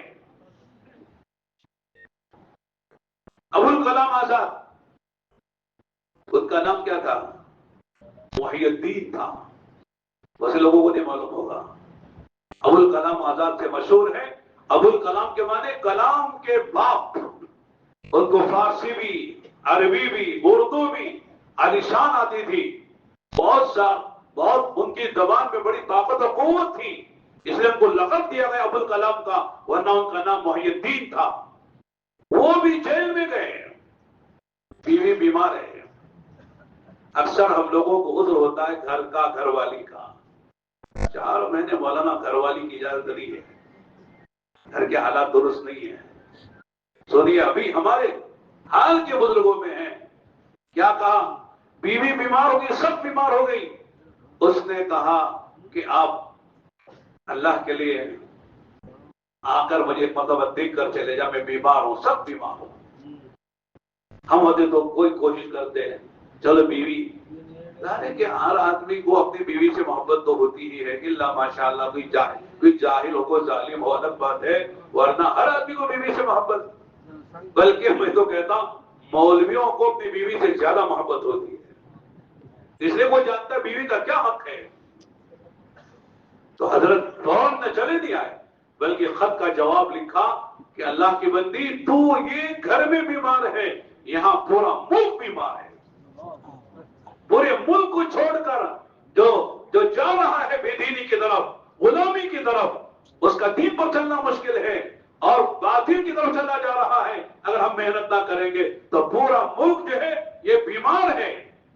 تو ایک بیمار ہے، بتا تیرا خیال کرو کہ پورے ملک کا خیال کرو.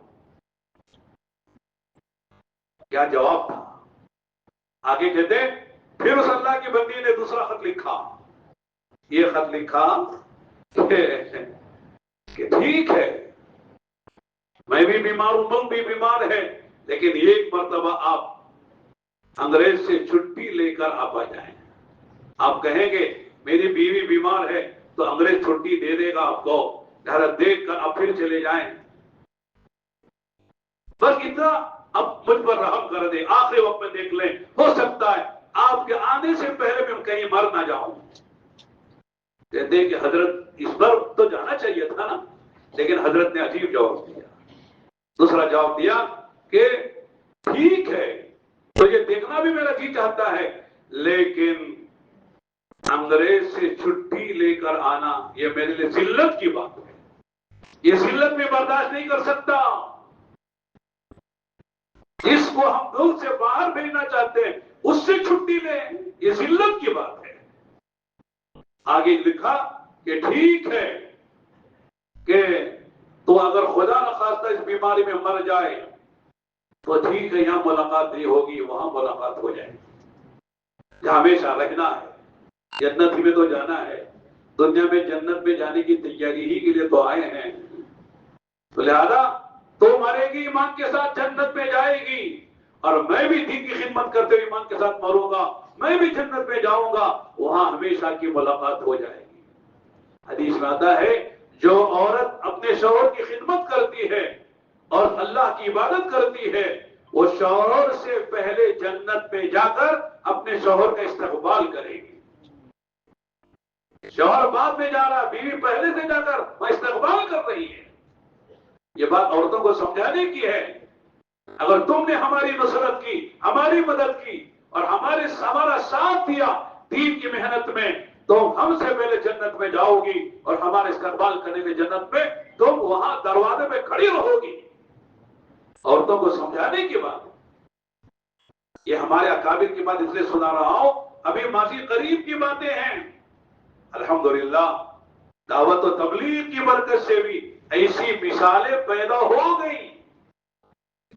ایک آدمی جماعت پہ جانا چاہ رہے تھے،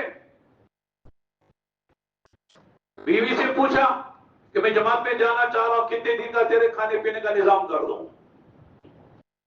کوئی پوچھتا ہے، ایسا بولتا ہے؟ بہت مشکل ہو جائے گی. اس نے کہا جتنی زندگی ہے اتنی دن کا نظام کر دو، میری جتنی دن کی زندگی ہے اتنی دن کا نظام کر کے چلے جاؤ. انہوں نے کہا اللہ کے بندے مجھے کیا پتا تو کتنی دن زندہ رہے گی، 4 مہینے، سال، 6 مہینے، کتنا زندہ مجھے کیا پتا ہے. اس اللہ کی بندی کا جواب سنیے، یہ ایمان کی بات ہے. حضرت حاجرہ نے کہا تھا نا اذن لا یضیعک اللہ، اگر اللہ کے حکم سے آپ جا رہے تو شوق سے جائیے، اللہ بھی ضائع نہیں کریں گے۔ آپ شوہر ہیں، مالک اللہ ہے، خالق اللہ ہے، رب اللہ ہے۔ اس اللہ کی بندی نے کیا کہا؟ جب آپ کو پتا نہیں ہے میری زندگی کتنی ہے تو میری موت بھی آپ کے ہاتھ میں، میری موت و حیات آپ کے ہاتھ میں نہیں، آپ کے علم میں نہیں ہے، تو میری روزی بھی آپ کے ہاتھ میں نہیں ہے۔ سو سے جائیے، پالنے والے خدا ہیں۔ یہ ایمان بننا خود کا بھی ہے، گھر والوں کا بھی ہے، سب جا کر اپنی قربانی دے سکتا ہے، ورنہ تھوڑے تھوڑے بہانوں سے آپ بھی پیچھے رہ جاتا ہے۔ مولانا جانا ہے، 4 مہینے جانے کو منع نہیں کرتے، لیکن ذرا دیر سے، اجتماع کے بعد چلے جائیں گے، 2 مہینے کے بعد چلے جائیں گے، ابھی فلاں کام ہے، فلاں کام ہے، فلاں کام ہے، یہ سارے کام نپٹا لیں گے، پھر سوچیں گے۔ کیا چلے جائیں گے تو کیا ہوگا، دکان کا کیا ہوگا، ملازمت کا کیا ہوگا، فلاں کا کیا ہوگا۔ حدیثوں میں آتا ہے آدمی کے بعد شیطان دین اور دین کی محنت سے روکنے کے لیے 2 راستوں سے آتا ہے۔ کتنے راستوں سے بتاؤں؟ کیا معلوم ہے؟ معلوم ہے تو چھوڑ دیتے ہیں، نہیں معلوم تو بتا دیں گے۔ ایک راستہ ہے تخویف کا، تخویف کے معنی خوف دلاتا ہے، یہ ہو جائے گا، یہ ہو جائے گا، وہ ہو جائے گا، وہ ہو جائے گا، وہ کچھ نہیں ہے، صرف ڈراتا ہے۔ یہ شیطان کا راستہ ہے، ڈرانے کے راستے سے کہتا یہ نہ کرو نہ یہ ہو جائے گا، یہ نہ کرو نہ یہ ہو جائے گا، چلے جاؤ تو یہ ہو جائے گا۔ تخویف کے راستے سے شیطان آدمی کو دین اور دین کی محنت سے روکتا ہے۔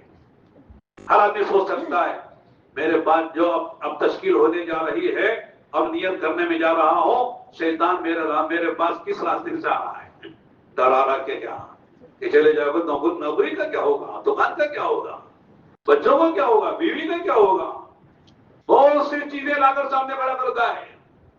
اور ہمارا ایمان ہے جو ہوا ہے وہ اللہ کے کرنے سے ہوا ہے، اور جو ہو رہا ہے وہ اللہ کے کرنے سے ہو رہا ہے، آئندہ جو ہوگا وہ اللہ کے کرنے ہی سے ہوگا۔ ہمارے ہاتھ میں کچھ ہے کیا؟ کچھ نہیں ہے۔ ایک تخویف کے راستے سے آتا ہے، اور دوسرا فرمایا تصویف کے راستے سے آتا ہے۔ تصویف کا تو کرنا ہے لیکن ابھی نہیں، ٹالتا ہے، کاموں کو ٹالتا ہے، محنت کو ٹالتا ہے۔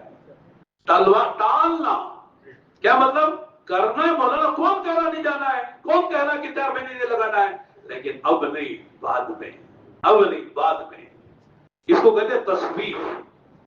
سوفا کے معنی آگے کرنا، سوفا آتی کے معنی آئندہ آؤں گا، سوفا اذهب آئندہ جاؤں گا، سوفا آکل آئندہ کھاؤں گا۔